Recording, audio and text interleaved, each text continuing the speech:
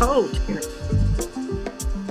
Well, hello. Hello, James. Okay. Is it time? Is it time? Yes, it's 7 Yes, o'clock. it's 5 o'clock. Welcome to Monday Dojo. And I love the horse is riding in the screen. Oh. You know, Renee, that horse reminds me of you. So anyhow, I don't know why, but I always think a little Renee when on that horse. And then I think about 5'5" and you playing the horse in the shadow thing, the shadow puppet thing. So well, anyhow, welcome everybody. James had a pretty good show today. He's I really felt the sacrificial lamb theme, and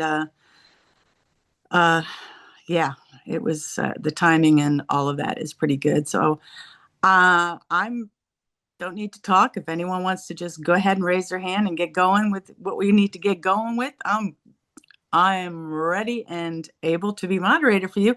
I just want to say I'm really grateful to be a moderator today because I don't really like conflict, but I think that conflict and coming forth in this Aquarian age to own what we can possibly own with what we're leveling up to within ourselves.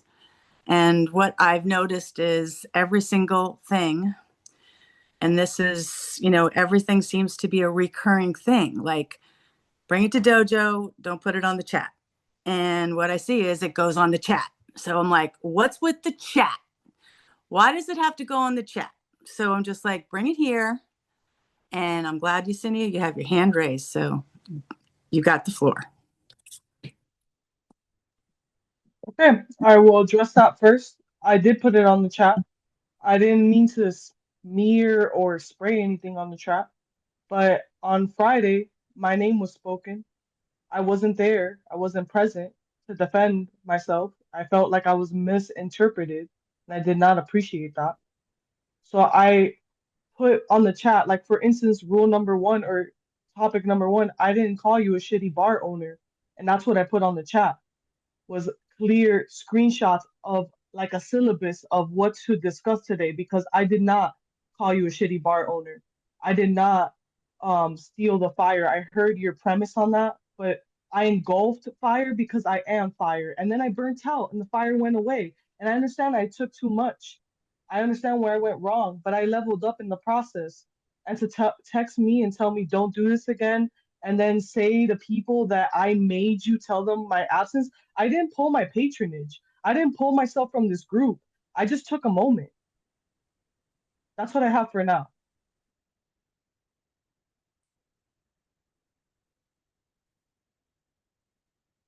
Okay, Brad, you want to go ahead? Sure. Yesenia, we can talk about anything you think happened that you took offense to. What you displayed in Patreon is way worse than what anybody else did. You showed how vile you're willing to be. And the thing that I actually trusted you, that's my error. I did gaslight you. Like you say, did I lick your ass too much? Probably. That's way clear now.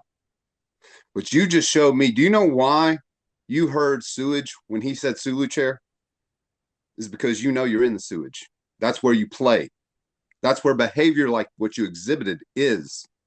I don't fucking play with that.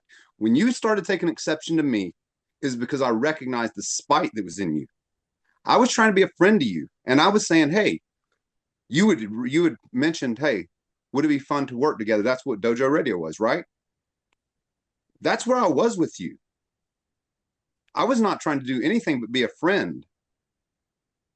But the fact that I didn't support your spite and your vitriol for how you felt mistreated is why you took exception to me. And if you go back and listen to some of our phone calls, which I'm sure you recorded those too, go back and listen and hear where I pushed back on you and told you were going fucking wrong. And you decided to come in here and light a bonfire because you're this bad bitch. And the only one you burned down is yourself. Everything that you've built here, you just ignited because my goodwill for you is gone because of how you acted. I get that your feelings were hurt. All of our feelings get hurt. But the way you just showed me how you will handle that, you need to grow the fuck up. And I'm sorry I gaslit you so hard. Go ahead. You finish, Brad. You and I spoke for like 3 to 4 times a week. We like limbically 69'd each other. And then out of nowhere, the first thing, once Renee said my name, the first thing out of your mouth is, I'm not ready to play. 2 weeks ago, when all of this was going on, you created a group chat with me and Lori to start a show without James. Like, and then I called you out on it, and then you started getting fucking mad. That's when all this fucking vitriol between us started. Right, because you misunderstood exactly what was happening there. I did not do that to go behind James's back like I was trying to start some fucking club against James. That was a handout to you that you didn't fucking recognize as a handout to you. I don't need a fucking handout from you. And then you don't get one anymore. I thought we were then, friends, but I don't take friends like this. I don't think. So if you want to go into character assassination, you do that.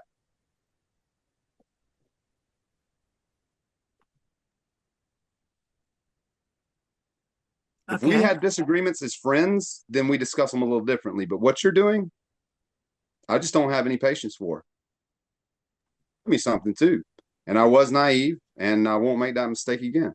No, it's my fault. I have fucking daddy issues, and I was coming to you with my macaroni are, hoping you would lick my ass. I took your fucking attention as that, and then once your vibe changed, I took it as you fucking had feelings for me, and then you're fucking pissed off. Then 2 nights ago, my partner shows me that you were scrolling on her fucking TikTok, because TikTok has this feature that it lets you know when someone clicks on your profile, and I was just like, this is sus. You're being sus. Everybody is sus with you. That's the problem. You see sus everywhere. And the fact that you imagine that there was anything sexual going on between me and you is pretty fucking funny to me. It really is. I'm sorry that you misunderstood any of that. It's just kind of and I was shitty only that the trying to be first your thing you friend. do is just, if we're having this private, like, off the screen relationship, wouldn't like being my friend be shutting the fuck up when my name is being mentioned when I'm not present? Isn't being my friend, holding honor that we share something? Holding you accountable? But no, the moment that my name is mentioned, you already did in private. So why fucking just smear my name in front of everybody? That video had 330 views on YouTube, and I wasn't present. I reinforced what I'd already told you, but you did not want to hear. I told you the second you started down this spiteful lane with James that I wasn't with you. I told you that you were fucking up. Go back and listen, because that's exactly how this started. When your energy got toxic and negative and trying to hurt folks, and I saw it. When I saw it came out, I was like, this is bullshit. And that's what I told you. It's bullshit. And the thing is, I understand your feelings got hurt, but what you don't understand is the second you turn that into, I need to tear somebody else down, you ain't on the ladder anymore.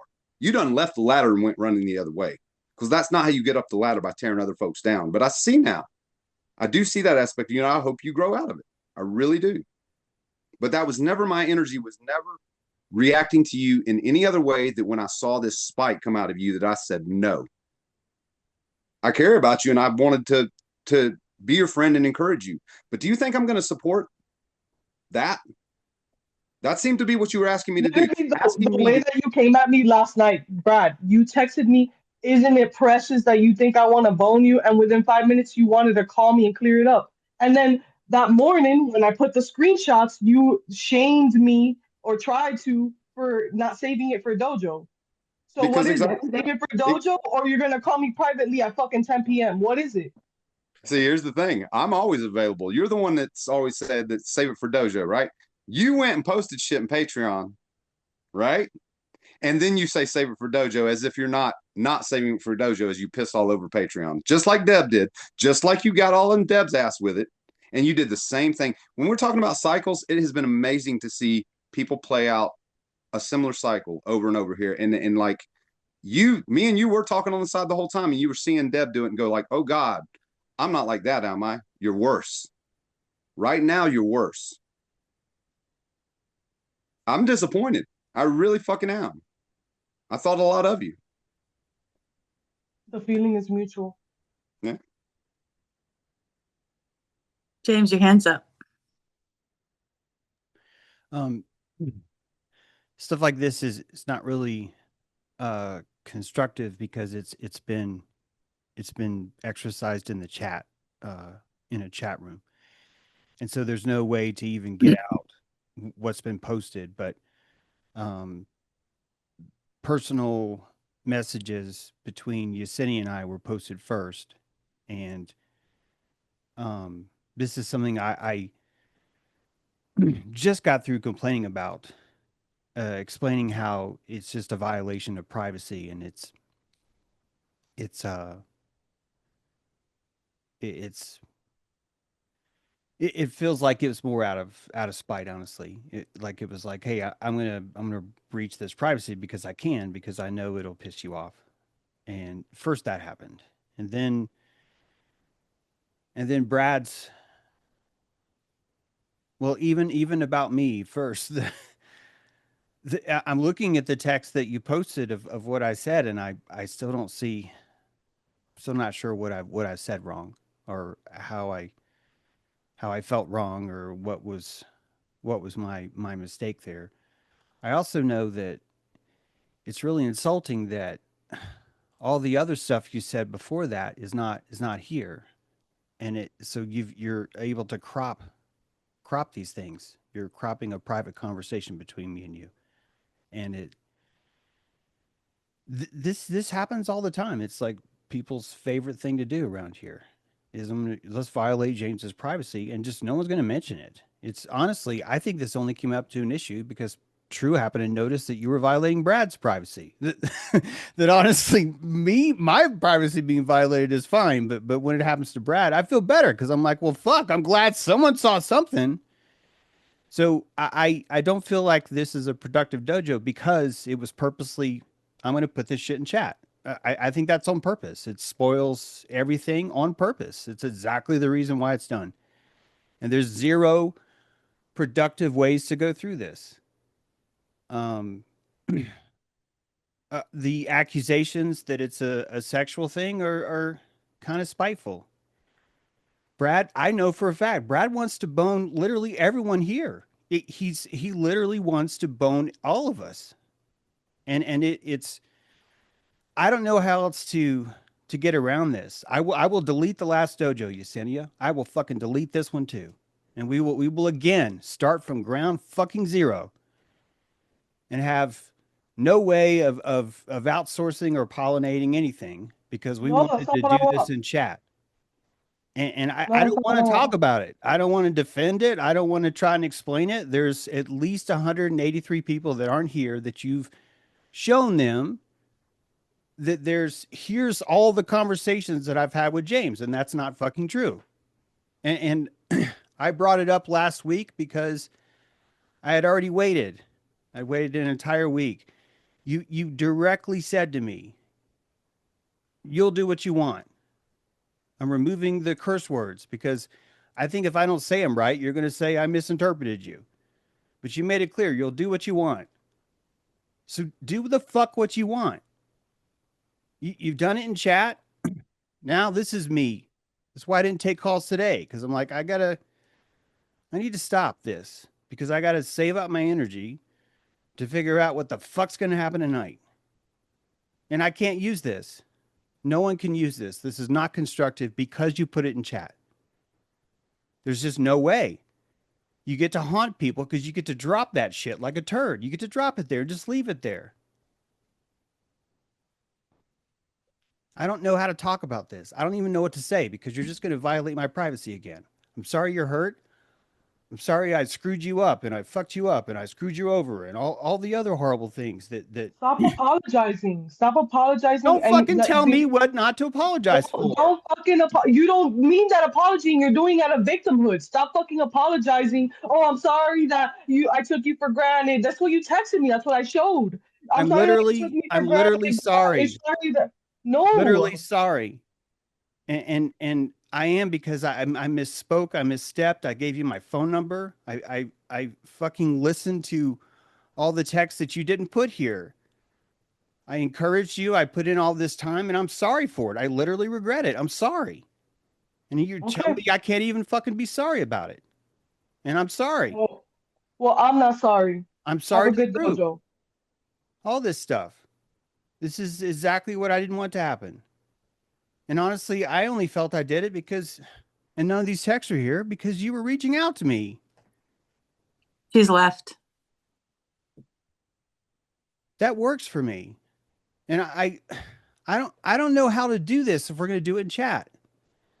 And I realize that the more I try and say, hey, let's have a rule where we don't fucking do this in chat, the more people are going to purposely wait to do it in chat. That's why. So we have to change this, which means we have to let shit like this happen in chat. It's the only way to gain power over it. And that's why I say Brad wants to bone everybody, because it's like we have to lean into the vitriol because there's no other way to defend it. Is just if this is what's going to happen, because we have lives. We have fucking lives. And you don't get to sit there and say, well, it's Saturday morning. I guess I need to stop what I'm fucking doing because part of my private correspondence has been pasted and dropped. No one fucking deserves that. There's no way to grow from that. So even when she was here, I didn't think anything was happening. It was like nothing is happening right now. Nothing at all is happening. And I want things to happen. I'm very selfish and jealous right now because I see huge, colossal tectonic plates moving. I'm very selfish. I'm just like, we should be focused on fucking Turtle Island, you pieces of shit. And I get that that's the wrong attitude because no, we want to play who peed on the floor. And I get that. And I do. This is why I don't have kids, because I would be a horrible parent because I'd probably be this way. People be like, we're going to go to the Grand Canyon, we're going to see the Grand Canyon. But, you know, and it's probably what I would be, which is fucking awful, you know. So I understand my calories is low for that. But man, she wanted that. I swear to you, she fucking wanted that to happen. That's all I got for now, except for I appreciate you guys. I really do. And I literally am sorry this happened because I think that if I would have been wiser and less gullible, this wouldn't have happened. I really mean that. Thanks. Thanks, James. I just want to weigh in on it because my name has been mentioned, and I really enjoyed the Dojo radio. And I know I kind of backed off and I wasn't in the planning meetings. And because my sound was bad and because my Zoom was pinging remote, I live in a little remote place. And I wasn't involved in any of the planning meeting or what was going on with that. And I've really kept my side of the street really clean. I witnessed a lot of really crappy behavior in the last 6 weeks, and where I thought was this Aquarian, where you could be vulnerable and we could level up and co-create with each other. And there was when Brad and I just were like looking at like having some fun together because he's got a creativity spark and I do too. It wasn't about leaving James out because we are totally participant here. I've not backed out on him moderating or watching any of his lives. It's like just about being co-creation people. Like, so it wasn't anything about that. And whatever happened in that stuff that was going on, I wasn't really involved. I was mentoring, kind of, sort of like giving Yesenia a little like grandmother wisdom, and I got to meet her, and I saw a lot of talent in her, just like you did, James, and I invested a lot in that, and I don't regret investing in anyone really. I see everyone as through the eyes of God, to the eyes of God. That's really what I'm really trying to practice here. So getting to be a moderator here and having a person that wasn't in Dojo, left Dojo and now has come back. And it was pretty rough, Deb, being on all my social medias and having to read all that stuff. That was really hard. But I knew that it wasn't about me. And so I'm going to call on you now.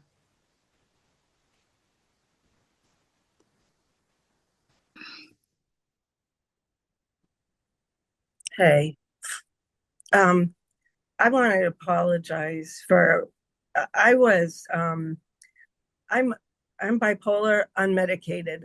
I don't take any medication at all. and I've had several manic episodes already in my life. So if I let them continually happen, I'm going to lose my marbles permanently. So that's why I can't, when, I don't know if this is because of Reiki attunements clearing your central channel, which probably they did to you too, Lori, in your shaman training. But it feels like I'm holding way more energy than, I mean, I'm shorting things out, and something weird is going on with my body. So, um, I think we're all being upgraded for light. And I think that that's why I'm shorting out. And I also think that um, I had a lot of shame about being bipolar, about being so imperfect. My body is so fucking imperfect. I have so much wrong on my insides, and my outsides don't look like it. Um, that sometimes I don't even know why I got to come here. Um, so when I recognized that my solar plexus chakra was blocked, Lori told me what that was shame. I didn't remember that, so it was really helpful. And I'm sorry, I won't ever do that chat thing again.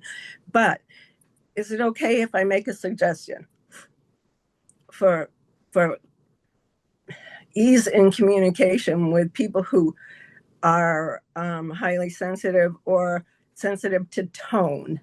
Is that we use iMessages, always say, I'm feeling really bummed out because of what you're doing, or I'm noticing that you're acting really weird and I don't understand why. Um, and that way we don't um, cast aspersions as to people's motives, which we have no idea of, really, since we're not touching each other. So, anyway, just a suggestion. I do love you guys.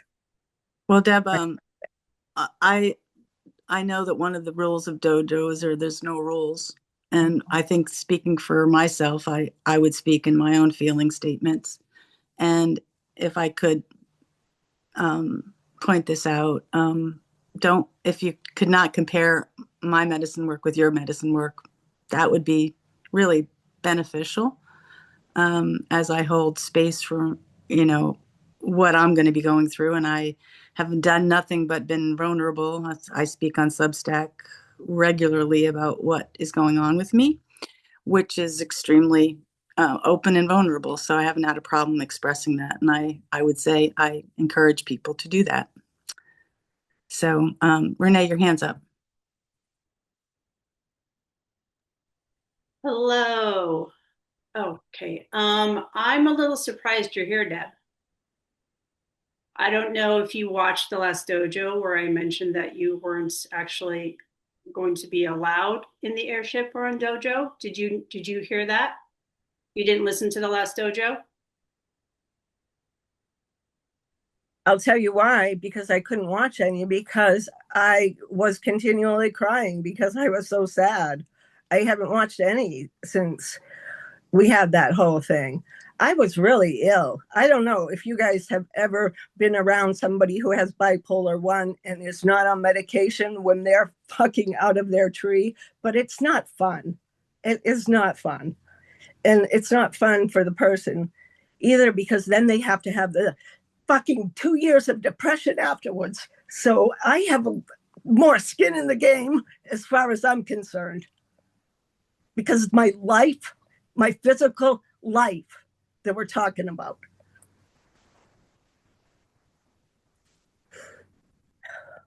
You have more skin in the game, you say. Yeah, we're talking about my life and death when we're talking about how this goes. If I stayed in dojo and tried to come back towards Lori at the time when that happened, I wouldn't have been able to do it. I would have been totally off point. I would have been angry. I would have been all over the place. It would have been totally non helpful for you guys, as well as really detrimental to my fucking health. I don't want to fucking die. Do you know how I believe you. suicide attempts, fuckers? Okay, skin in the game. Okay, Deb, I believe you. And I think Renee does too.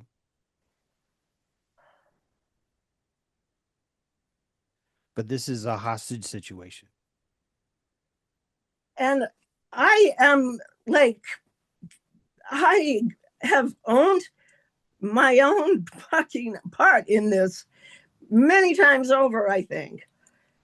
I told you guys the reason I was so pissed off, number one, was because everybody was projecting their own versions of what was wrong with their version of me. Brad, I was his mom, and that's okay. You know, that's what I come here to do, is to stand in for people. Let me stop you a sec, because So honestly, for me, mm, what made it impossible to work is that you could not do it in Dojo. I'm sorry. That's what I'm saying now. I just need you didn't to know stop. that. I need you to stop. Okay. I need you to stop. Okay. And I feel I'm actually stepping on Renee's floor right now. But let me just get that out. Okay. I got issue with you and Yesenia for the exact same reason. There's no way to do what we do with you here. There's no way. We can't do it because of the hostage situation that is invoked via chat. And I think you and Yesenia need to be in Dojo chat. You don't need to be in Dojo, because you're going to need that. You're going to need to be able to come in and shit post, drop things that you want. Some of them will be dark magic that you won't be aware of. Some of them will be light magic that you won't be aware of. Some of them will have nothing at all to do with anything, the same way that things that come out of my mouth. But this is holding us hostage. I've lost 3 episodes because of you. I'm probably going to lose 2 because of Yesenia. And I realize that those aren't people, but we aren't. This is not a group where we're trying to hold our shit together with a bunch of bipolar people so we can stay alive. That's not what the group is for. It's so hard to find the collection of people that we have, and the fact that it keeps being eaten through the chat is what's doing it. She's gone too now. There's no way, guys, there's no way we will ever have a fair shake with any of us. None of us will ever have a fair shake with each other if we're going to be doing this in chat. It's absolutely never fucking ever going to happen. There will always be a huge advantage for dark work. Manipulative, dark work. I will drop this hint that Brad is a sexual fucking predator. Boom. I don't need to say a fucking word now. This is now here. It's going to stay for 3 fucking months. And the people that hear it, they don't even fucking know where they heard it because it was in chat. This, it's so fucked up, man. And if you are at the point where you're with Deb in the sense of where you're at on that level, I do believe her. I really do believe her. I've worked with this kind of bipolar stuff. I've told you guys before about being an ableist, but this is how I see her. That this is a desperate attempt to fucking stay alive, and here she is telling you those words. Maybe she's just saying that because she heard me. I don't fucking know, but the point is that that would hold you all hostage because I've required you to only bring 40% in here, and she's got 99.9865% in here. And so everything's going to be, she's got to have knives out. Who the fuck wouldn't have knives out? Her entire mortgage is in the pot, and we're playing penny poker. It's never, ever going to work. Even if you win, you're going to feel like a fucking evil, horrible person. Renee, I'm sorry for interrupting. No, that's quite all right. That took a turn to a pretty intense place with that, and I'm not surprised. I'm not surprised. I think you nailed it when you said a hostage situation. And the I fact that really she wish, hasn't been yeah. listening to any of the dojos at all, just, like what they're up that she can see on YouTube. You know what I mean? She could have seen those things or um anyway, so that's about what I got. It's a very white sun. Yeah, it is. And I know I just said it, but it's so easy to misinterpret. I don't have an issue with the drama. It's a vitriol orchestra. We need drama. It would have been perfect if Yesenia could have just had this all loaded up in an elephant gun, shot me in the face, shot Brad in the face, just laid it all out. It would have been fucking great, man. Can I echo that, James? Because I agree as well. It's like if, yeah, the biggest issue is that it's kind of like, and that's why I think I danced the line with both Pi and then again with Yesenia with saying, I am available. Like if you have an issue with me direct, like I'm happy to do it here in Dojo at the same time. I'm not trying to hide if you've got an issue with me, come direct. But it is that the whole way the Patreon's been used in that regard is I think True said it, triangulation, right? Where it's like, you're trying to get a reaction, but you're not doing it direct. And then the thing that got my reaction is same thing Deb did to you, Lori, right? Get all on social media trying to get a reaction, and you know exactly what's going on. And I don't want to play innocence from this either, because it's like I do know that in the world of social media, I know that all these things are connected. But I don't think it's hard to see after what we've seen the past few months to understand that the way Patreon has been used as a battleground. Yeah, I just that's the one place I think is the most coward's way to do it. It's like if you can't speak to someone direct or face them in dojo, then you don't have a spine. That's just kind of the way I see it. I'm feeling a lot of grief. um, I've lost a lot. And I guess that's the white sun,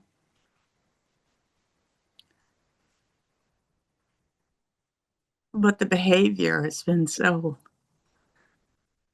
really, it's really been uglier than any hyena behavior I've seen out in my personal life.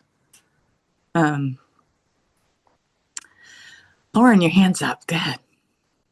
Hang on a second. This is that you were chosen for that. It burns that way. Being the mod is part of that. This is all part of the finishing. That's all I got thinking.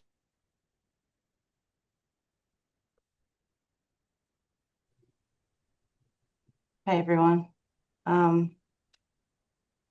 Guess I'm just really kind of disappointed to see how quickly the trust was just set on fire. I'm disappointed because I know that you guys are better than that. You're intelligent people. We've had some great conversations, and we're going to continue to have great conversations. But, when it comes down to choice, we all have a choice how we act, whether we want to say that we don't. It's just not true. We can act out of love and compassion and care, or we can be like, I'm going to throw you under the tire of that vehicle and watch you pop into a bunch of blood on the ground. There's a clear choice here, and we can get the trust back. And it's just hard. It's hard for me to see that. And you're not going to get to the next rung of the ladder by squishing somebody under your foot. You've got to earn that through love and honesty and trust and caring. And I know everybody is better than how they've acted. And the good news is you can learn something from this. That's all I got to say. I do love you guys very much. Care about all of you. That's why I'm talking like this, I think. I don't want to bring out the mom mode, but I do love you all. Love you too, Lauren. Thank you. Yeah, the sun is really bright, and it's I kind of see the opportunity of people leveling up, and then I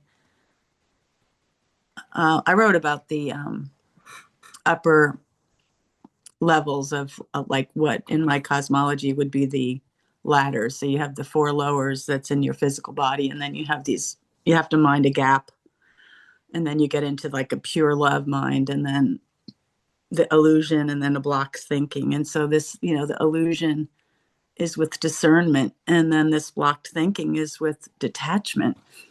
And if Aquarian isn't detached integrity with self and coming out of illusion into like discernment, so any of these like automatic like programmed behaviors that make you just, I'm going to say to you, I could take, I think most artists are bipolar. I have a bipolar diagnosis. I mean, I went and did ayahuasca in the jungle. I don't take any medication, but I'm not playing, this thing. All of us can say that we have these diseases or these things that we could be a victim to. But really, I mean, are we going to be held hostage to ourselves or held other people's hostage? I'm like, that's not the answer. I'm like, uh, is it hard to, be the belonging of one? Yeah. Does it hurt when you see the potential in somebody? I mean, are the geniuses here, the potentials? I don't know. Maybe the hurts is like the level up. It's part of the ladder. I don't know. I I think, Go ahead, James. well, I think it is. And I mentioned to Lori because I was just trying to like gain more compassion for today. So like I called Lori maybe Sunday or something and just sort of dumped on the privacy thing is I'm really fucking sick of that. I just really sick of like I just ugh. And I felt better. I felt like I had more compassion. And I also told Lori, it's like I really hope that she can level up and take those posts down. And instead she posted more. She actually posted more. But one of the things that really stuck out with me was that I was sort of arguing with Lori. We were sort of pushing back and forth on this thing about finishing and about when to know when to pluck something. And what I mean by that is that uh, part of Yesenia's leveling up is to have a really nice clean failure. Part of Deb's leveling up is to have a really nice clean failure.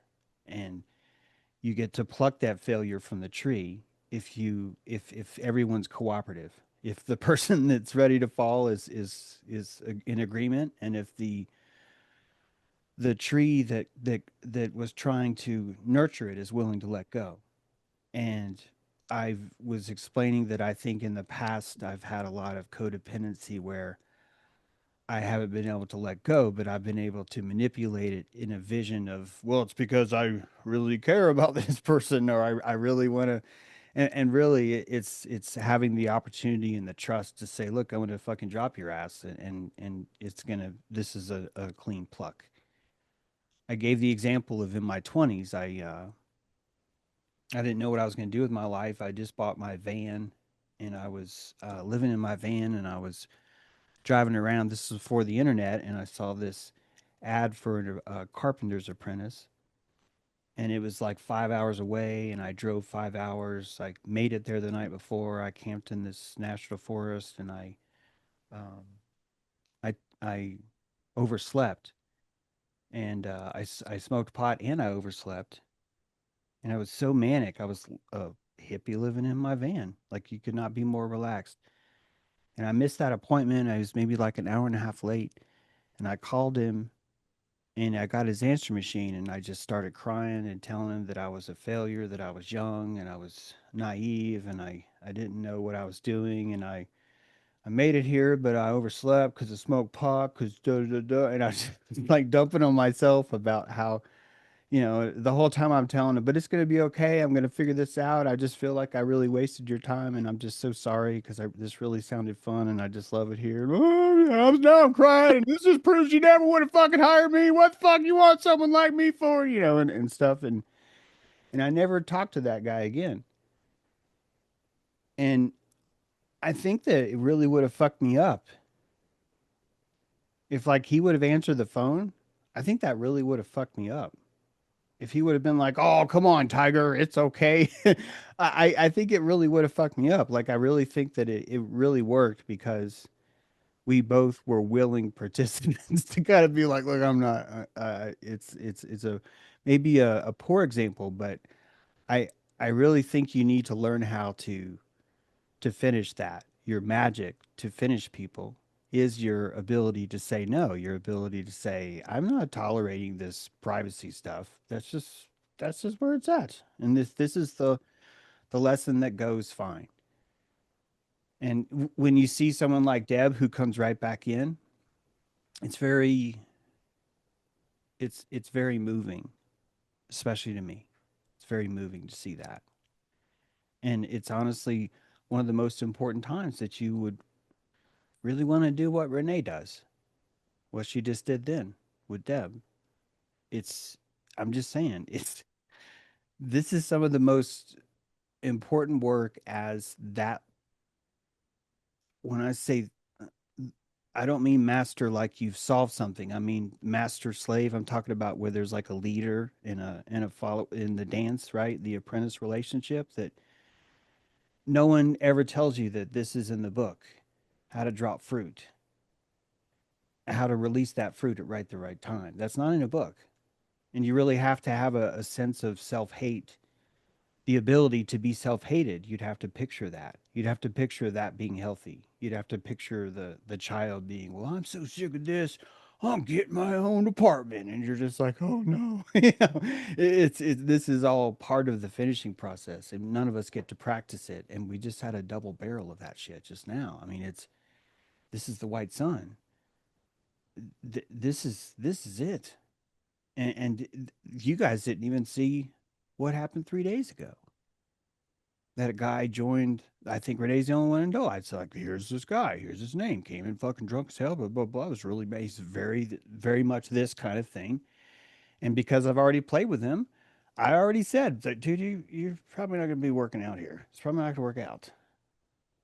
And that's part of the wisdom of it all. I'm literally denying myself of his patronage because this is the circle, man. This is the fire. This is the circle. And how do we protect that? We have to do things like this. You have to create that palisade. And I hope I would love for Deb to make it back in. I would love for Yesenia to make it back in. But there you I don't even know what the rules are. It's a palisade. It's I don't even know. You're right. Some will have it easier, some will have it harder. I'm not looking for an equality. I'm not looking for an immigration system. I just want you to stand your ground and realize it's a red pheasant. We had two red pheasants. I wish that Deb could have just waited till next time. We could have really, really tasted both in this sense and learned from both, I think. Well, James, I looked at that as, you know, like almost perfect timing. Brad was like, I don't know, he's had like a trifecta. I don't know, he's got something on his forehead that everybody calls him in on the chat. I just, it's not funny, Brad. I'm not laughing because it's funny. It's just ironic.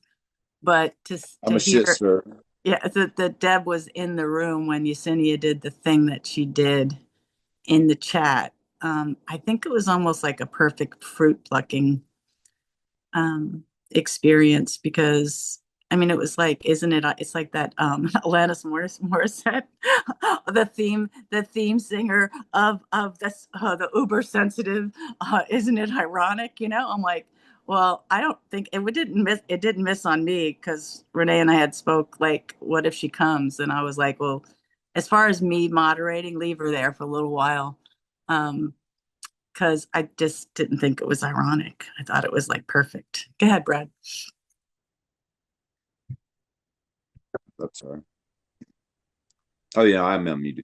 Yeah, that's what I've found just fascinating about the process that has gone down because like when we spoke, it's like I wasn't in the hot seat with Deb.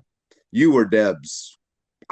You know what I'm saying? But everybody, just like we all do in the picture, we all see what's going on with everybody. So it's like saw what she was doing, and you were her villain. So and everything she talked to me, everything she was trying to get out of me was to get me to agree with her that she wasn't wrong in how she had behave towards you. And it was levels of, I accept I did this, but Lori did. And it was just so to watch. I know, like you said, the fact that it with since we've seen it with Pi, with Deb, and then Yesenia, yeah, I do feel like it's it's very high school. Does that make sense? You know what I'm saying? It's like it's trying to find allegiances on the outside, and that was my mistake. And I think that's what I've learned from is the fact that I'm very naive in that sense that I should have seen a lot sooner because I did in our conversations. I could hear what Yesenia was trying to do, and I understand it. But she was always singling somebody else. So she would, first she's talking about Pi, then she's talking about Deb, and so just to watch her then adopt that role, and the fact that me and her had communicated so directly about this and spoken about how we could see what it was, and then she could not even see that she was adopting the same behavior, and I don't think she'd hear it from me now. Like even if we spoke now, I don't think she would hear from me. I don't. I've learned my lesson there. I no longer, she's lost my trust certainly, and now I know. Now I feel James, Renee, like I feel a lot deeper that y'all have been through this and a lot more direct since this was the most this is the most direct sort of visual coming right at me to see. It's like, oh, okay, I see what folks will do, and you're right. I really appreciate your energy, Renee, in that regard of learning and how naive I am of recognizing when someone's crossed because sometimes I'm too late. Once I recognize they crossed the line, well then I'm like, okay, you're done. But I probably could recognize it sooner. But these things you learn, I guess, as you go, and I do think that I think that the thing that I want is trust in my circle, and trust in that regard is in the Aquarian place of trying to get to is the fact where it's like I've been through this betrayal, like with my ex-wife. You want to talk about the deepest sort of blindside betrayal, from someone you think is that it's like I would have thought, or I thought from that I would learn to the extent where that would never happen again. And I'm not saying this is to that level, but it is kind of like when I sort of look in hindsight now a little bit, also my culpability in it, right? Because I did uh gaslight the hell out of her on because I was trying to encourage her. I wanted her to be calm. I did, but I should have recognized a lot sooner. I think because if I had been paying attention, it was obvious how what she was willing to do to cut people. Do you know what I mean? And that's what I think I saw a little too So, late. so there is one way of looking at it. It's completely valid. If you could even say it's more valid, that's fine. This is one way of looking at it. Another way of looking at it is that this is the best that they can bring right now. This is the best energy they have. And why is that the best energy they have? It's really doesn't matter, does it? Because ultimately they're here and they they have 17% energy. And if you've got 64% energy, that's going to be intimidating to 17% energy. So now your 17% energy is 14% energy. And then they notice right away that you can drop 14% of energy and no problem. And they prove that to themselves by trying to insult you. And when they try and insult you, they see that it bounces right off, it doesn't hurt, and then they realize that they're completely powerless. Now their 14% energy is 7% energy. And how do you guess what? In order to exit, you need 11% energy. It's true. In order to stop talking, you need 11% energy. In order to finish, to let go, you need 11% energy, but you've got 7% energy. So you're going to have to pull out a knife, man. Find something sharp that you can use as a weapon. Because it's going fucking down, man. And it's guys, that is not bipolar, that is just real. That is just real. And if remember your family is stealing from you, if people that you trust are accusing you of sexual predation, or if they're saying that you're doing whatever it is, they are showing you more honesty than they can show the world. They're picking you as their victim because it really is, this is their last desperate call. And compassionating that is actually easy. It's actually easy. And it really does start with, how much were you actually hurt? What is it that hurts you the most? Because that 7% energy is going to be very pure. The protein in those tears is going to have a lot of information in it. And they're going to attack you in the most wise alchemical way they can. And that if you honor that, that 7% they have is alchemized as enough. They realize that I don't die at 7%. I got to get the fuck out of here, but I don't die. You gave them that by understanding that. So, how do you do that? The gift they gave you is, here's where you're vulnerable. And the only time anyone would show it to you is that you'd have to corner someone in the alleyway at night. And they'd have to come at you as if their life depended on it. Only then would you find your Achilles heel.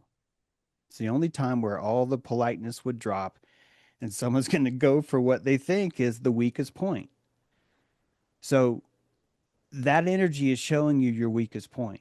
My weakest point is I did not have a boundary about my privacy. I don't want to get fucking text messages, someone talking to me this way. I don't want to fucking do that. I don't want to find out later that Lori has an impression that she's been pushed out when I directly told Yesenia, you're going to include Lori in this, right? Like, I don't know why that happened, but that fucking happened.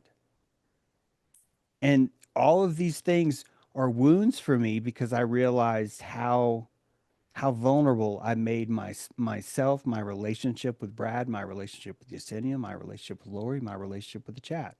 That was the most alchemical, most valuable thing to that energy that just came. This is the real stuff here.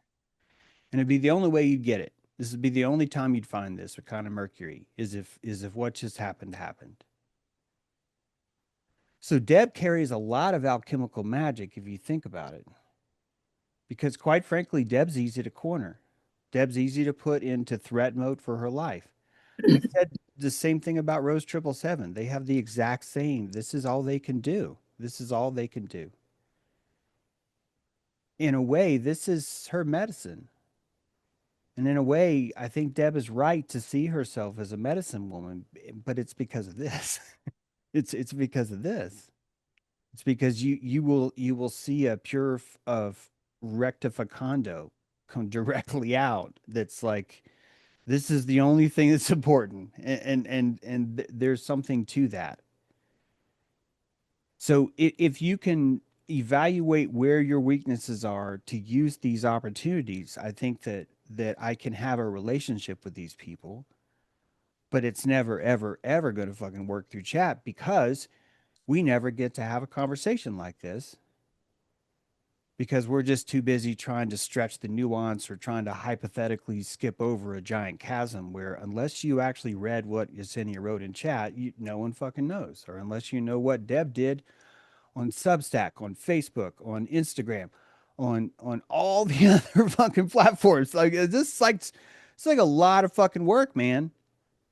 You're looking for Ashkenazis at that point. You're like, well, they moved to fucking Poland, then they fucking infiltrated the Hollywood. Then they're, and you're just like, I'm just tired, man. I'm just gonna blame this guy because it's just like, what else do you do? And so you can't. There's no magic there. Do you understand? It's not about behavior. It's about at the end of the day, when we come out of the alchemical tent, do we have some liquid in our in our vial? Do we have some green dragon? You know, have we got that stuff? So if it's such a nuance at 11 hertz, all you hear is James doesn't like drama. And I swear to fuck, if you just turn it up 12 hertz and anything higher, you will hear, we want drama, we want this, but we need constructive drama. It has to be constructive, tangible, touchable drama. That's what we need, you know? And I think we've saved that here. And honestly, I think we saved it because they both left. And I think they both left because maybe because my magic was so strong in the sense of, look, you have to do this here. And they both just like, I can't do that. I can't do that here. You know why? I dumped it in the chat room. I dumped it in the chat room. James, you're right. I used it all in the chat room. I have no clout, felt Yesenia. She left because she ran out of clout. You can't you can't be in the alchemical tent without clout. You got to get the fuck out, you know? Yeah, I was thinking about this. Lauren had mentioned radical self accountability. And I'm looking back on all of my communications, and I feel pretty good about my radical self accountability. Um, and so for that, where do you build trust if you don't have that, And how do you, how do you, I mean, there's really no rules for that except, your own, working on yourself as the great work. Um, and I just, for the months I've been communicating, because I don't give my phone number out to people. And if I give it to you, you can call me. And I gave her like communication with me because she was visiting Yesenia in Colorado. And all I've ever done is show radical self accountability in every action I've been, every person she was with me, and and she was in that cutting phase, and I was like, why do you have to cut everything off? I don't. I mean, it was like, maybe it's the 27-year-old thing. I don't know. I like when True posted in the chat about the Saturn return. And I was like, yeah, and right now 3i Atlas is right there at Venus, and this like, oh my God, whatever's going on with the plasma. But I loved her like a granddaughter, like, and I saw such potential in this, the talent and the potential. And then it was just like her stepping up to be even more creative and to see this as a fruit. um she leveled up by doing what she did. That's how I see it. She actually did level up. She needed to have this experience so that she can take that and grow a strong medicine person, because she had to have this experience. This is how I'm looking at it now. Totally. Yeah, I agree. Same for Deb. Yep. Deb got to practice this. And it was intense, man. It was intense psychic energy when she was here. And I was listening to Renee and I'm feeling Deb and I'm just like, oh my God, this is hard. That's how I felt. I felt this is hard. And honestly, if Deb wouldn't have left, I think she probably would have been in Dojo. I just think that the psychic energy would have been too hard. I just would have been there. Look, come on, man. She can't take any more of this, Captain. And I would have fucking caved. I probably would have caved. And then I think I would have regretted it later, honestly. I think I would have caved and I would have regretted it later. And then I'd end up feeling the way I normally feel, especially around Renee, which is just like, man, I was a lot meaner by stretching this out. Like, why the fuck couldn't I just respect her more and just be like, look, you can't be here. You don't have to go home, but you can't stay here. It's like, it's such a clean, beautiful way to do it. And even if you're watching, this is a trick my mom would do, is that she could break down nervously and become feeble in a matter of seconds, and that would allow her to pull those claws out, and that was fucking amazing. So I'm a weakling when it comes to stuff like that. I see it other ways. I've set up my palisade a little bit further, maybe with like text messages and now with this dojo rules, but it really does require a village. Like all of us have to be practicing the magic at the same time, with the Hall of Super Friends, like that's really how it has to be. And Yeah. we see potential in Yesenia. It wasn't that we saw it. We see potential in Yesenia. Yeah. Yeah. And this radical self accountability, if she would have, you know, that game show is like call a friend. If she would have called me and said, I'm feeling this urgency, I'm going to put something on chat, I would have just said, don't do it.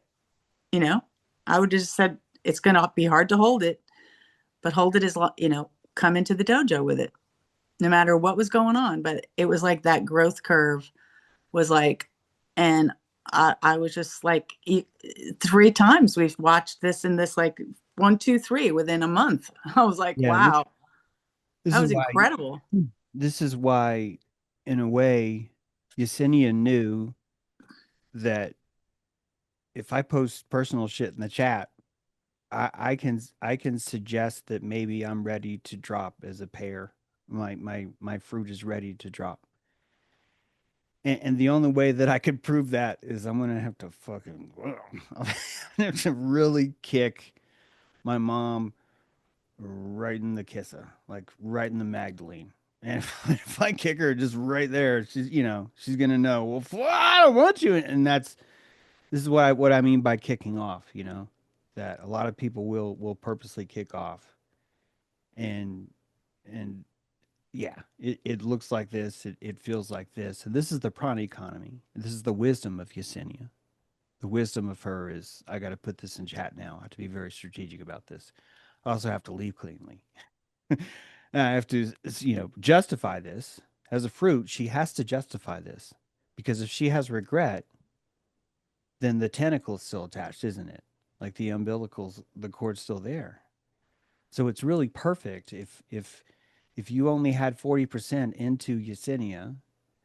It's affordable. It's unfortunate, and it's affordable. It's unfortunate because we had our own scion about what was going to happen. We had our own vision about this just being another branch of the tree, you know, and that's just a testament to her. It's a testament to how good her fruit is, and honestly, same for Deb. Deb's conniving as fuck, man. Like I just that connivingness is exactly what kind of energy that would show you where she's at, and and she wants to be seen. Do you understand? She comes here because holy fuck, I love the way these guys see me.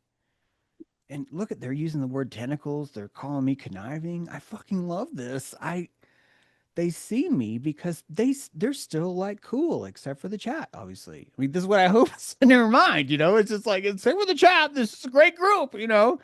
And I don't think that's there. I don't think that's there. But this is my hope. This is my gaslight.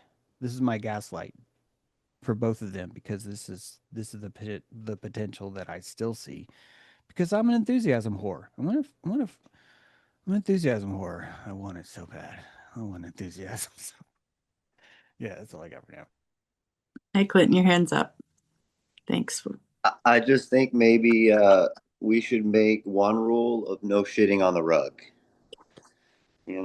because if they didn't poop on the rug, they would have been able to be in here and deal with it a little bit better. As opposed to coming to Dojo to take a piece. I feel like I come here for a little bit of peace. And I know the world's gotten a little bit more crazy, and James has been talking about the politics, and then we have the the airship, and I think that took away from the energy in the dojo. That was the initial thing that kind of like fucked with Pai's brain. Um, and then Deb, I think, really showed her colors when um, you kind of showed you extended a torch to both Brad and Yesenia, and said that they brought a lot of creativity, and even Pai put a highlighter on that, and that was a big emphasis, and then Yesenia, I think we all kind of like because she's so young and seemed to get it and found a safe place with all of us fucking weirdos. I think this is a great place. I think that we haven't got to have our bit of therapy like normal. Like Nancy was kind enough to just bring us back into that world. Maybe that was last time or the time before, but I love you guys a lot. I've dealt with the shit, but threatening with suicide is kind of crazy. Like my mom tried to take her life when I was 19. She left my stepdad to be with a dude my age. He was my cousin's best friend in high school. She went back to my uncle's funeral, used the whole like, oh, poor me, my dad's dead, now my brother's dead, I have no man in my life.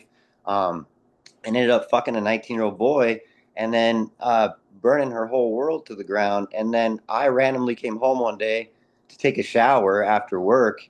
And I came out of the shower and she was throwing up a pile of pills and told me that it took her 35 years to get the courage to build up the courage to do that. And I was a fucking pussy ass bitch for stealing her thunder. And I was like, I kind of need a mom still. Like I'm 19. Uh, but this whole like bipolar saying that we have diseases or things that are our chemical problem in our brain, like we all have these. We're all special. We're all dealing with whatever it may be. And I thought this is a beautiful place that I just happened upon because I didn't feel like anyone was taxing each other. And I think when that creativity came in and everybody wanted to be part of something instead of just give a part of themselves to this, like it's a cauldron. We're just cooking up. We're burning off shit here. Probably, I guess, is all I see it as. A smolter pot or whatever. What, smelt pot? Is that what it is? Or you just burning off all the stuff you can't get rid of easily. And so I appreciate you all, and thanks Lauren for bringing all that earlier. And Lori, you're amazing. I love you, Love you. and all of you. Thank you. And Brad, I know you're not a sexual predator. I That's all I got. I appreciate you, Clinton, and the share about when you watch a parent self-destruct, and you have to grow yourself up to witness that. Everyone has a similar, not the same stories, but similar stories that makes you kind of be I call us beyonders, but it's not the other kind of beyonder, but to get yourself to be able to see, or aperture opening. It breaks my heart open more to hear everyone's personal stories. I think the Aquarian age is coming out of friendships and coming into more of a unity thing, and there's a level of trust that's going to require an initiation, and these initiations, when they drop the fruit, is, and I do appreciate Renee's tact and forthrightness. She has a very calm forthrightness, and it's inspiring. Because I'm kind of more like, my fieldings is, I have the parentage of it being ignored, and so I have this like I'm a tracker, and I probably take more than I should, and I should set a boundary quicker. But I'm a softie, I'm real. I want to give the benefit of the doubt. And the funniest thing about this whole experience is I'm sure people are going to be blocking me or taking me off of things. I don't block anybody. I don't take anybody off of things. I'm like, I'm just kind of like, I'm real soft, and I'm learning to be a little bit, I'm soft, but I'm only given 40%. So, Brad and I have each other's phone numbers, and I've had great conversation with you, Brad, and I love you as a brother. And anyone in the room tonight is welcome to stay at my place. And I already invited my brother Brad here, so and I never got the vibe from you, Brad. So go ahead, your hands up. You know what I try and learn from you, Lori, is the graces, because I feel like, see, I'm a softie too. I think that's probably pretty apparent. And I do always get the benefit of the doubt as well. But I I really just appreciate how you can stay in the state of grace the way you do, because the way you, with all three of these, because even with Deb, when it was you, it's like the way you handle it, it's like you don't seem to have to destroy anyone, right? And I do know that I get to a point there. I think that like if you push me far enough, it's like I'm probably going to get angry, and then it's like I'm going to get this kind of way. And sometimes, and I think that's what Yesenia sometimes struggle from too, was over defensiveness, right? And but there is that line there of holding grace, but also like you say, knowing the boundaries and knowing when you're enabling somebody by putting up with a little too much. Do you know what I mean? But I really think, and even though we experience these things through the cycles, and some people don't, but I agree with you. The Aquarian thing to me is personal responsibility, and it's just like I think when I'm dealing with someone, I feel like it takes full personal accounting. I just don't feel like these things happen with those kind of people, because I think these dynamics tend to come up with people who are still struggling with that. And I don't know where I'm at in that either, but it's just like I do feel like I am willing to. Did you say radical accountability? Right. I do feel Radical like any. self accountability. I think that was Lauren's term. Okay, yeah, Yeah, or extreme personal responsibility, whichever way you want to say it, really. yeah, I love that, and that's where I think it's got to start. Is that it's like so not being unafraid to face anything, that because that's just it. I don't think we see ourselves can see ourselves completely when we're in our own sort of space. Other people can see things, and so I do think being able to take on what people around you witness, but it is that filtering out their projections versus them coming from a place of wholeness themselves, and just trying to be a friend, if you will, if that's the term, but recognizing when it's constructive and when it's not, and which side it's coming from. And the more I think, the more we're dealing with people who are willing to take that extreme self accountability, I think it's kind of easier to do that with each other. I think that both Yesenia and Deb actually were showing that are practicing extreme self accountability, and that what we call oversensitive is our lack of understanding just how vulnerable they are, and that the sensitivity that they have is directly proportional to exactly how vulnerable they are, and that you're actually seeing exactly the accurate thing, that this is soft bone, it's cartilage, it is not meant to be bearing weight right now. Yes, you have a spine here, but this creature does not yet, not right here. And you know that because if you just go boop, that's okay, I understand. And so you get to feel the blindness that you are when you see oversensitive behavior. That means you are blind. You were blind because you did not see the sensitive. You're rating it as oversensitive because you were ignoring it. And this is a much more powerful place to be.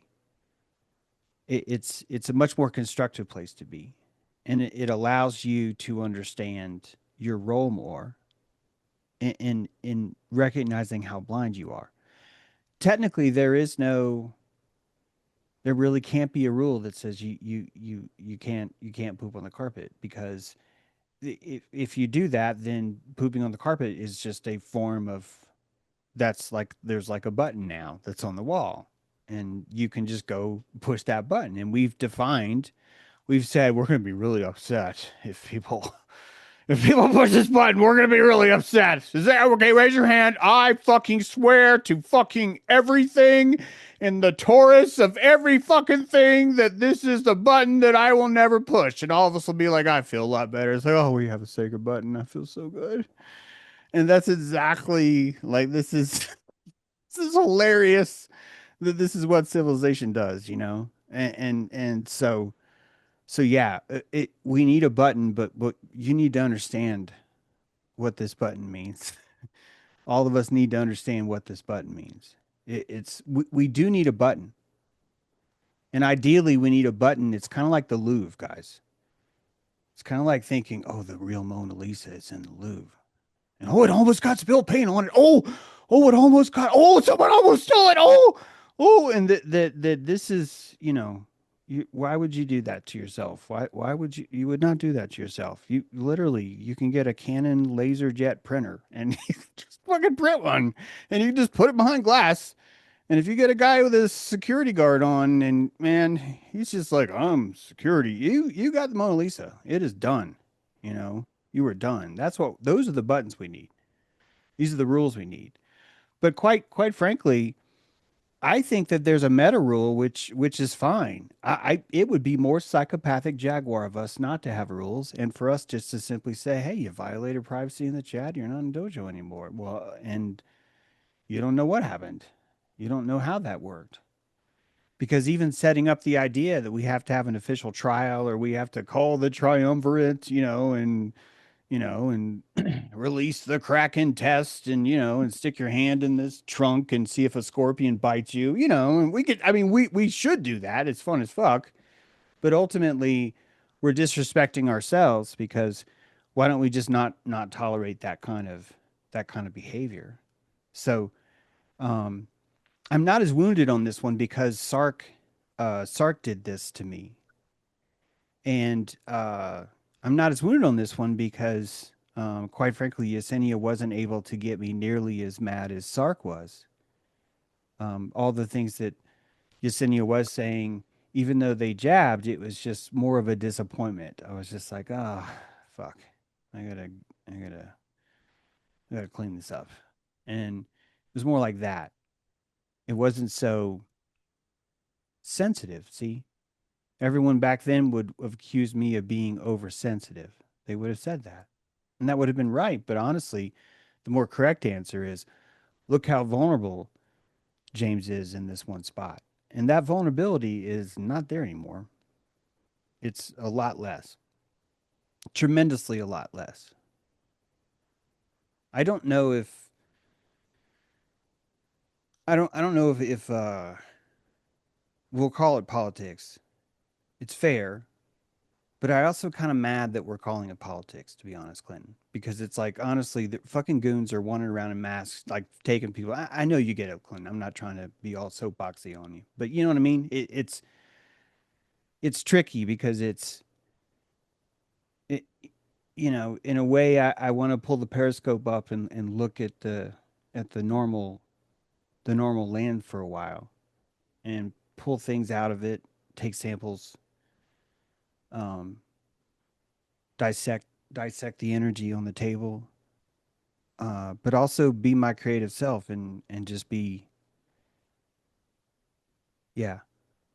I don't know how responsible or necessary or good that is. I don't know if I've actually hurt the dojo. I think I've been in the dojo pounding drums that are very dramatic, but that's kind of what it's for. Like it's probably good that I think it's good that I'm manic and that I'm embracing it with a romanticism. Like I'm calling it manic. I don't need you to take it seriously, and that would be a sin I would do in the past. Is if I catch some of you guys not not helping my enthusiasm. I don't need that. But also it, it's it's just intense. Like the real life stuff is, yeah. I feel that, James. And as far as bringing that, your cosmology on all of it blows my mind. Like I've felt the way you speak about things my entire life, and it's just nice to know that there are educated people who pay attention that feel that way. And so I guess we shed people in nature. Why wouldn't we shed them in the dojo as well? It just makes sense that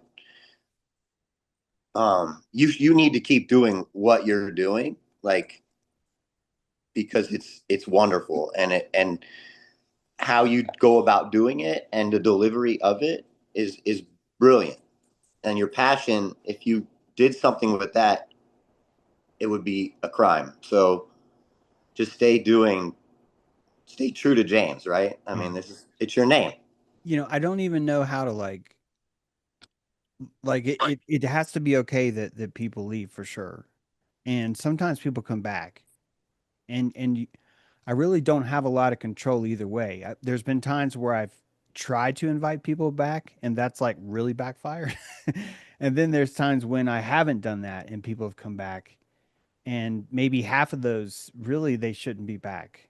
Like you've just learned later on. I mean, it's okay because it's taught me to be more of why would I, like, it's an airship, people are going to land and leave and land, like you would want that, and that's old news for me. Like that was more, I was working on that years ago of like learning how to not feel betrayed by that and stuff. Like Pie's interesting because I think about him a lot, but also I don't, there's really nothing that if I contacted him I think it would just ruin it, you know. And if I reached out to certain people like that, even when I do reach out, sometimes it still bothers me because I feel like maybe someone thinks I'm reaching out because I just want money, for example. You know, like I want you to rejoin Patreon. So even that is part of it too, because honestly, I fucking love it if they rejoin Patreon. Like, so I can't say, hey, I'm not calling you because I want you to rejoin Patreon because that's not true either. So you just kind of be like, look, I have to learn how to drop fruit. I just, I have to learn how to do this stuff.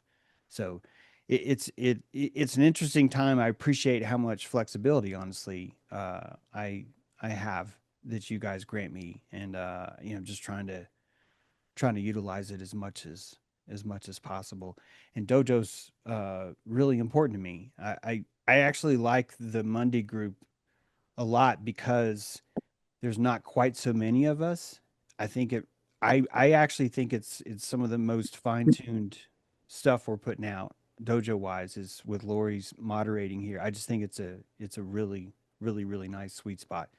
The only thing that's really sort of changed is the last 2 weeks we haven't done a Saturday night ride, and I love doing that.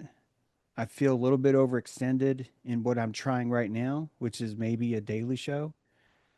I haven't heard anyone say I think that maybe a daily show isn't a good idea, but also I think that would be expensive for someone to tell me because you see my enthusiasm and how guarded I am over it. So tomorrow I'd like to try calls and see if that's an option. I was kind of bummed by my show today. I wish I would have gotten to the material more and just been more like informative stuff. So it's like I'm still learning. I'm still, I'm still working on my act, uh, so to speak. But I love the radio show. I love what we're doing here on Monday night too. And I sort of like the idea of just trying to go every day and just see what comes out and see what's polishable. I don't want to bore you guys with this, but I took my first clip from last week. I took a few clips and like I think that's more of the product that I have. The live stream still happens, but I take the clips and I publish those. That's a whole other level of work I've never done, and some of those have actually gotten some pretty decent numbers. So it could be encouraging, which is why I'm going to maybe try this for a few weeks or just dump until maybe either I get really tired or something really tells me it's the wrong way to go. Um, but if the calls would work, I really, it's such a great time for other people to like say, here's how I feel. Like it's such a great, it'd be so cool if we could pull that off. And I do need plans. This is why I've reached out to people like Brad, for example. I'm reaching out to all of you guys, but I really want to show people what it would look like to call in. And tomorrow would be a good day to test for that. I almost pulled it off today, but again, because it's tonight, I just didn't know. I just didn't know if I needed to save something for whatever's going to happen. Well, I just wanted to weigh in, James, because, you know, I grew up with autism and autists around me, and it's a form of creativity and enthusiasm that needs to be followed. And so I'm going to go back up into this right here, that's bound thinking that things have to be a certain way, and it's like we're in an Aquarian age. There's no certain way. It's all about detachment, and it's all about following a flow state. And, you know, I'm a patron of yours. that means I support the artist. And I support the artist in being his artist. And the fact that, if you coming into patron to bound somebody's thinking because they're supposed to be a certain thing and this is what they said they were going to do. And, I was like, well, it looked when I saw the radio, I was like, James is going to a phase. The phase is something happened, Charlie Kirk happened, and now he's enthusiastically using all his skill sets and he's in another flow place. And I talked to Brad about that. We were like, we saw that happening and we were like, yeah, that's cool. We're supporting it. It's, because I support you as a patron. I'm doing this as like, because it's my volunteer work and I really get a lot out of it. You know what I mean? But I don't have an expectation of getting seen or, something about me here. You know what I mean? And because of that, I get a lot more pleasure in my life because of this. So I just want to give the artist to understand what a patron is. We follow and support the art, just like when Dylan went electric. Okay, if he had real patrons, they wouldn't have complained when he went electric, right? They would have just like, he was at the New Folk Festival and it wasn't okay. But I think it needs to be okay when you're the patron supporting the artist. So that's my 2 cents on James and watching James cycle through enthusiasm. When he's writing a book, he's not doing dojos. Yeah. Then he suffers for that because the patrons kind of drop off because they're really not patrons. They're kind of consumers. Mm-hmm. They're consuming content. And then, well, he's not performing. He's not the monkey performing for me. And I'm like, well, everyone level up to what really a patron is. I'm going to ask. That would be kind of like a thing to look into. What are you giving patrons to and why? And what's the contract on deals being made? Energy deals. What's real reciprocity anyway? I have kind of written about that one. So I like what you wrote. And I think that's where the understanding of Patreon getting into that point too, where you can see the dynamic, and this is why it must be tough because I'm not in that dynamic. But where right now Patreons do come in and spend their money and expect that they get to dictate a little bit of it's like the discussion about a customer or not, right? And not like you say supporting the artist because the artist and at that place that where to me is as someone who's creative and what I always sit there and when like Laura, you're talking about how, for example, you were saying getting into these sort of topics, that's not your enthusiasm, right? And that's like when we were talking about saying how like what I enjoyed about the radio and the fun we were having there. It's like, yeah, that's a different energy. Yeah. And it's like for me, it's just always about individually where we have fun and you know what I'm saying, where we plug into it. But the idea that, for example, James, this being James, your platform, it's like as your patron and your friend, it's like what I want a fellow creative. I'm gonna get down, and I think the audience is gonna get down because if you're into what you're doing, that's what has always got us there. Same with I think all of us creatives, right? Lori, Renee, as everybody, if you are creatively into what you're doing, that's what's gonna drive the connection. And but I do understand there's always this dance if you understand there's an audience there. Do you know what I'm saying? But this is where I vision the Aquarian age getting to, in that sense is where it's no longer this push and pull with the audience. The audience, like you're saying, Lori, the audience is only there because they want to be there, and the creative is there is because they're in their heart space doing what they do, and that being understood that it's not a feeding game, a piranha game so much in terms of this push and pull maybe. Yeah. But I do go back to I think that we do need to stay what keeps our hair. So for example, if James, if what you're doing, some people aren't into, that's okay. Let them be into what they're into, and you know what I'm saying. But stay into what you're into because I don't think we need to be performing for other people. I just think we need to come together where our energies match. Really. Yeah. Well, if it worked for everyone, this is like a Kermit thought, but like if it worked for everyone, the reason why I like the daily show with the calls is because it's kind of the best of everything in my mind. And it would give I just love co-creating. I just do. I I really maybe haven't explained this in a while, but I don't like doing when I would do one-on-ones with people on my channel, then I would find out kind of who they are later. It's kind of a weird thing because you've you've published something with someone and then you find out maybe it's sort of fraudulent or kind of charlatanesque or just whatever. And it's most people have channels like that. And I think I'm too autistic for that. I'm just it bothers me too much. But Thank God you are then. I still want to co-create though, and that's why I like the idea of having a crew like we have in Dojo that is we're it's a band and we each of us earn our place in the band through our behavior every day, through the way that we play. And that eventually see it would be there's 7 levels to enter the dragon. And Kareem Abdul-Jabbar is like way the fuck up here. And that's like the doing the show. But then there's all these other levels and everyone's accommodated. There's an opportunity for people to find a mat on all these different levels, is what I'm saying.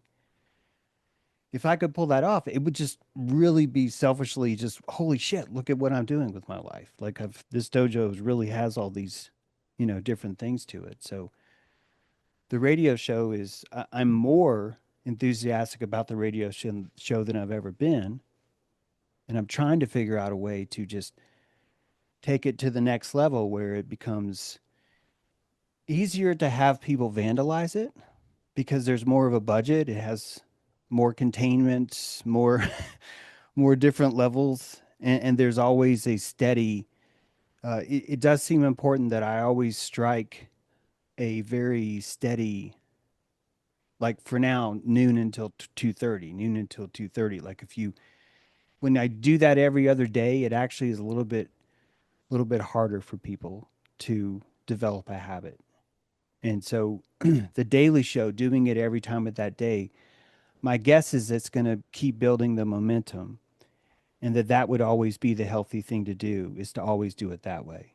So all the other things that I've been doing, I still want to do, but I'm also trying to bring them in to where they're all being done in this kind of way. So one level is co-hosting, which is sort of be like what you see now.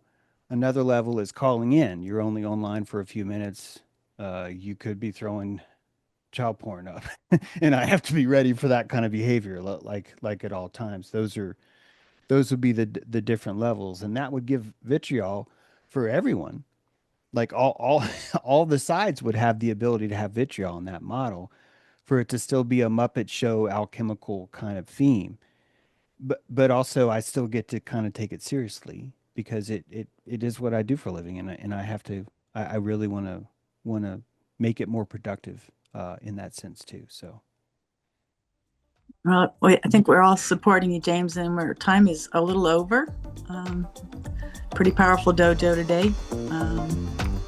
May the force be with you. Everyone unmute and say goodbye. Great job. Yeah. You did. Bye, everybody. Bye, everybody.